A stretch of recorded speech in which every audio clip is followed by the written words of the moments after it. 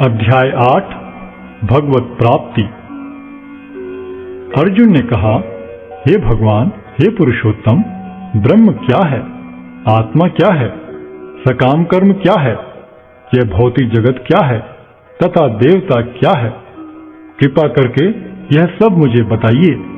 हे मधुसूदन, यज्ञ का स्वामी कौन है और वह शरीर में कैसे रहता है, और मृत्यु के समय भक्ति में लगे रहने वाले आपको कैसे जान पाते हैं? भगवान ने कहा, अविनाशी और दिव्य जीव ब्रह्म कहलाता है और उसका नित्य स्वभाव अध्यात्म या आत्म कहलाता है। जीवों के भौतिक शरीर से संबंधित गतिविधि कर्म या सकाम कर्म कहलाती है। हे देहधारियों में श्रेष्ठ, निरंतर परिवर्तनशील यह भौतिक प्रकृति अधिभूत कहलाती है। भगवान का विराट रूप, जिसमें सूर्य तथा चंद्र जैसे समस्त देवता सम्मिलित हैं, अधिदैव कहलाता है तथा प्रत्येक देहधारी के हृदय में परमात्मा स्वरूप स्थित मैं परमेश्वर अधियज्ञ कहलाता हूं। और जीवन के अंत में जो केवल मेरा स्मरण करते हुए शरीर का त्याग करता है, वह तुरंत मेरे स्वभाव को प्राप्त करता है। इसमें रंच मात्र भी संदेह नहीं है।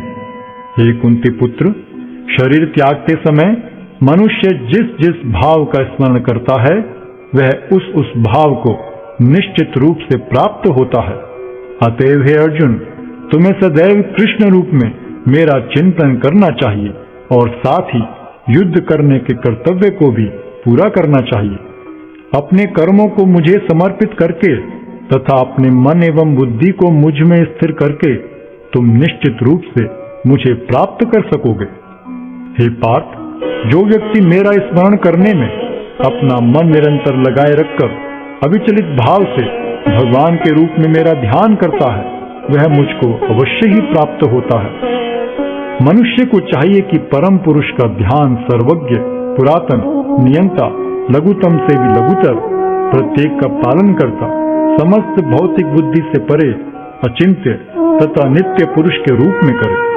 वे सूर्य की भांति तेजवान हैं और इस भौतिक प्रकृति से परे दिव्य रूप है। मृत्यु के समय जो व्यक्ति अपने प्राण को भौहों के मध्य स्थिर कर लेता है और योग शक्ति के द्वारा अविचलित मन से पूर्ण भक्ति के साथ परमेश्वर के स्मरण में अपने को लगाता है, वह निश्चित रूप से भगवान को प्राप्त होता है। जो वेदों के ज्ञाता हैं, जो ओंकार का उच्चारण करते हैं और जो संन्यास आश्रम के बड़े बड़े मुनि हैं, वे ब्रह्म में प्रवेश करते हैं। ऐसे सिद्धि की इच्छा करने वाले ब्रह्मचर्य व्रत का अभ्यास करते हैं। अब मैं तुम्हें वह विधि बताऊंगा जिससे कोई भी व्यक्ति मुक्ति लाभ कर सकता है। इस योगाभ्यास में स्थित होकर तथा अक्षरों के परम संयोग यानी ओंकार का उच्चारण करते हुए यदि कोई भगवान का चिंतन करता है और अपने शरीर का त्याग करता है, तो वह निश्चित रूप से आध्यात्मिक लोकों को जाता है। हे अर्जुन, जो अनन्य भाव से निरंतर मेरा स्मरण करता है, उसके लिए मैं सुलभ हूं, क्योंकि वह मेरी भक्ति में प्रवृत्त रहता है। मुझे प्राप्त करके महापुरुष जो भक्ति योगी हैं, कभी भी दुखों से पूर्ण इस अनित्य जगत में नहीं लौटते, क्योंकि उन्हें परम सिद्धि प्राप्त हो चुकी होती है। इस जगत में सर्वोच्च लोक से लेकर निम्नतर सारे लोग दुखों के घर हैं, जहां जन्म तथा मरण का चक्कर लगा रहता है। किंतु हे कुंती पुत्र, जो मेरे धाम को प्राप्त कर लेता है, वह फिर कभी जन्म नहीं लेता। मानवीय गणना के अनुसार 1000 युग मिलकर ब्रह्मा का एक दिन बनता है और इतनी ही बड़ी ब्रह्मा की रात्रि भी होती है। ब्रह्मा के दिन के शुभारंभ में सारे जीव अव्यक्त अवस्था से व्यक्त होते हैं और फिर जब रात्रि आती है तो वे पुनः अव्यक्त में विलीन हो जाते हैं। जब जब ब्रह्मा का दिन आता है तो सारे जीव प्रकट होते हैं और ब्रह्मा की रात्रि होते ही असहायवत विलीन हो जाते हैं।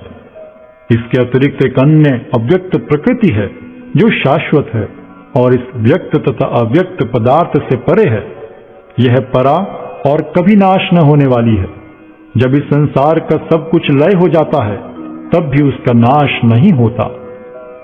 जिसे वेदांती अप्रकट तथा अविनाशी बताते हैं, जो परम गंतव्य है, जिसे प्राप्त कर लेने पर कोई वापस नहीं आता, वही मेरा परम धाम है। भगवान जो सबसे महान है, अनन्य भक्ति द्वारा ही प्राप्त किए जा सकते हैं। यद्यपि वे अपने धाम में विराजमान रहते हैं, तो भी वे सर्वव्यापी हैं और उनमें सब कुछ स्थित है।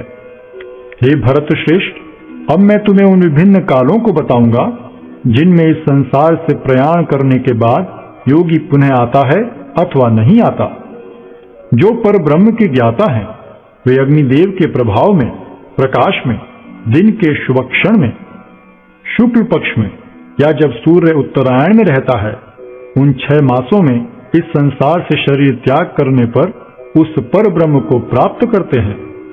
जो योगी धुएं, रात्रि, कृष्ण पक्ष में या सूर्य के दक्षिणायन रहने के 6 महीनों में दिवंगत होता है, वह चंद्रलोक को जाता है, किंतु वहां से पुनः चला आता है। वैदिक मतानुसार इस संसार से प्रयाण करने के 2 मार्ग हैं, एक प्रकाश का तथा दूसरा अंधकार का। जब मनुष्य प्रकाश के मार्ग से जाता है तो वह वापस नहीं आता, किंतु अंधकार के मार्ग से जाने वाला पुनः लौट कर आता है। हे अर्जुन, यद्यपि भक्तगण इन दोनों मार्गों को जानते हैं, किंतु वे मोहग्रस्त नहीं होते, अतः तुम भक्ति में सदैव स्थिर रहो। जो व्यक्ति भक्ति मार्ग स्वीकार करता है, वह वेदाध्ययन, तपस्या, दान, दार्शनिक तथा सकाम कर्म करने से प्राप्त होने वाले फलों से वंचित नहीं होता। वह मात्र भक्ति संपन्न करके इन समस्त फलों की प्राप्ति करता है और अंत में परम नित्य धाम को प्राप्त होता है।